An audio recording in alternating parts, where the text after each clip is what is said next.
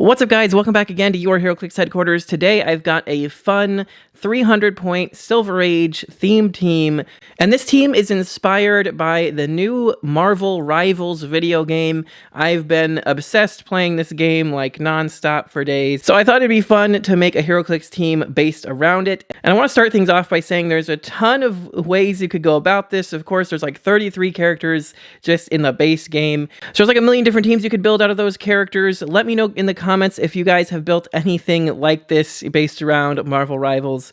I'd love to hear about it. But without further ado, let's just jump right into the team build. Starting us off here for a mere 25 points, we gotta have our support characters here. We got Jeff the Land Shark.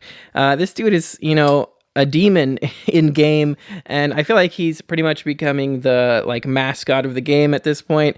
But yeah, Jeff the Land Shark has a trait where free, if he's adjacent to a friendly character that shares a keyword with him, you can generate a pizza object. And then he also has Shape Change and Force Blast as free, but only if Jeff the Land Shark occupies Water Terrain, and when Jeff the Land Shark uses it, he can knock back larger characters. So yeah, I think this is pretty on point for what he does. He gets to generate a pizza object, much like in the game, he drops these big bubbles that give health to friendly characters. And he also has Shape Change, because in the game he has the ability to kind of swim underground, and he's super hard to hit. So I think that's pretty on point there, especially tiny size as well. And in addition to that, his ultimate ability is to just swallow everyone whole and then spit them off the map. So I think Force Blast as free is a pretty cool way to kind of represent that as well. And of course, the pizza object has this ability to free, destroy it, and heal one click. Like I said, the healing bubbles he kind of spits out during the game. All right, moving right along. Next up for our support characters, we have Cloak, aka Cloak and Dagger from, this is the new Legacy card we just got in the Black Panther set, and unfortunately I don't have the actual card yet, but I'll put it on screen for you. So, of course, his first trait here, and Dagger. Phase Teleport. When Cloak uses it after resolutions, he may generate a Dagger bystander. If no friendly Dagger bystander has been KO'd this game, remove that bystander from the game at the beginning of your next turn. Then he's got Special Damage Power, which is Shape Change. When he uses it and succeeds, after resolutions, deal the attacking character damage equal to their printed damage value. And he's got 10 movement with some stealth, and then an 18 defend, so he can at least defend our teammates up. He can carry around Jeff, since Jeff is tiny, and defend him up to an 18. And then taking a look at the Dagger bystander, she's got a 5 range triple target with sidestep, 11 attack, super senses, 0 damage with a special damage power that says when Dagger attacks, hit characters are dealt 1 penetrating damage instead of normal damage. And when Dagger damages 1 or more opposing characters after resolutions, heal an adjacent friendly character 1 click. She also has Spider-Man team ability, so she's got 4 through 6 senses. So it's pretty cool. You could just kind of pop her out. She triple target, potentially deals a penetrating damage to 3 characters, and then heals the friendly character a click. So again, Dagger as our healer, as well as Jeff popping out the pizzas to be healing people. I think that is pretty good. And then you have Cloak kind of just running around defending everybody up. And like I said, this is a theme team. It really didn't have to be, but I just so happened to make it an Avengers theme team because I like theme teams. So let's move on to our damage characters. Starting off with Hawkeye. Personally, I love playing Hawkeye in the game. He's a really strong sniper character. And taking a look at what he can do here in Heroclix. This is the Avengers 60th release day OP kit Hawkeye. So he's got the Avengers Initiative team ability to see through hindering. He's got a trait that says if Hawkeye is the lowest point character on your force, he can't be targeted by non-adjacent opposing characters. So he's not going to be the lowest point character since we have Jeff and Cloak. So don't worry about that. But if he is on an Avengers theme team, modify his combat values by +1. So that is why he's here. He's going to have +1 all combat values. So for 50 points, we're playing him at the full dial. It's going to have a 7 range. He'll be able to running shot essentially 4 squares. So it's a pretty great reach. And then with Range Combat Expert, he'll be shooting with a 12 attack for 4 damage.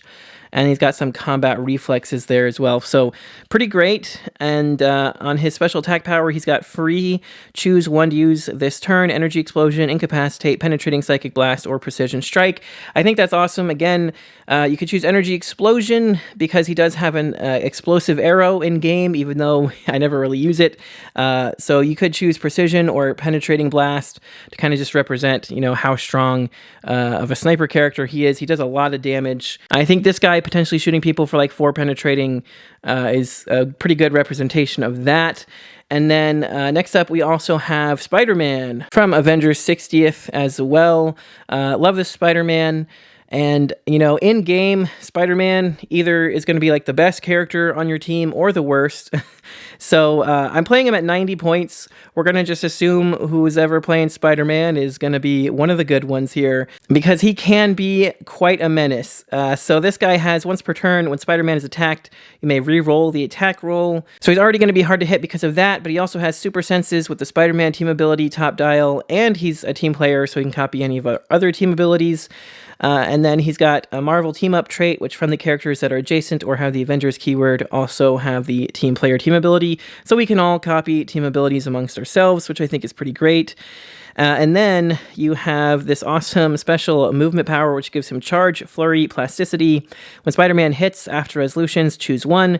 Give a hit character an action token. A hit character modifies attack -2, or a hit character gains immobile until your next turn. So again, I think this is a pretty good representation of how he is in the game. Just charge in there, flurry. He gets off a couple attacks real quick, KOs somebody, and then he just gets out usually.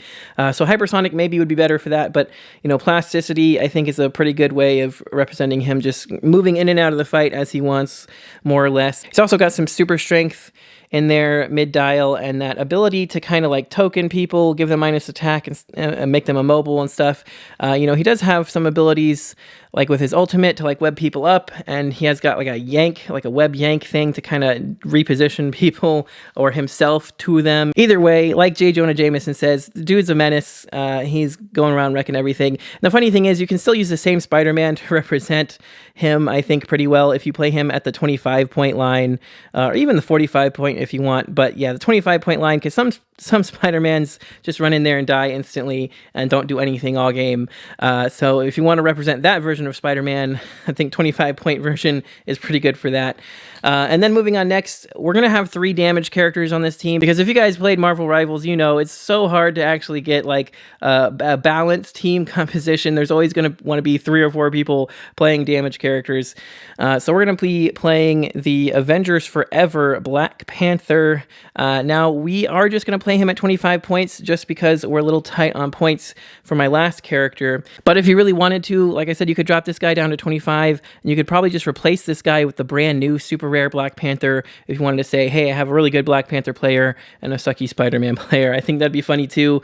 But anyway, we needed some leadership on this team, and this dude gives it to us for a cheap 25 points. But in addition to that, he has this really awesome special movement power that gives us charge, stealth, and flurry, but only if Black Panther occupies hindering terrain, which again, I think is pretty cool, because this dude just comes out of nowhere, and he throws a vibranium spear at you, he like dashes through you, you turn around, he's already throwing another spear at you, dashing through you again, you're already dead. So this dude just comes up there out of stealth, just hitting you from nowhere, charge flurry, does a ton of damage, and runs off. And yeah, I think that's pretty great. And he also gives us Avengers team ability to be able to copy with Spider-Man. You could also copy Spider-Man team ability amongst your characters, or the Avengers initiative team ability if you want to see through hindering. Like, I think Spider-Man, letting us copy all those team abilities is really nice. But besides that, you can also give this Black Panther the team up card, which is just a nice little bonus. It doesn't really have anything to do with like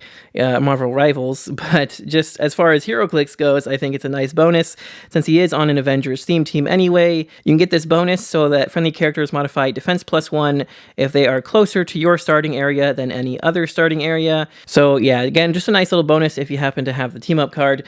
And then rounding out our team, we need a good tank, and I think there's none better than Doctor Strange. And this is, I think, the tankiest Doctor Strange we have in Heroclix. So taking a look at his card here, He does have Energy Shield Deflection and Invincible traded, and when Doctor Strange takes damage from an opponent's attack, give him a Broken Spell token. If Doctor Strange has 3 or more Broken Spell tokens, he can't use Energy Shield Deflection or Invincible. So yeah, as long as he doesn't get hit too much, he's just super tanky. And he's got some prob and energy explosion. Phase teleport with flight, I think, is a decent enough representation of his portal to kind of portal somebody in with him. And then you got some defend, and if Doctor Strange can use energy shield deflection, adjacent friendly characters can also use energy shield deflection. I mean, what more do you want? I think that's the best way to represent the fact that he just puts out a giant shield in front of him, and he's like super tanky with a long dial full of invincible. I mean, he's a whopping 8 clicks for 75 points with traded invincible and energy shield the whole time, defending and probbing stuff. So I think he's really just the best tank version of Doctor Strange that we have.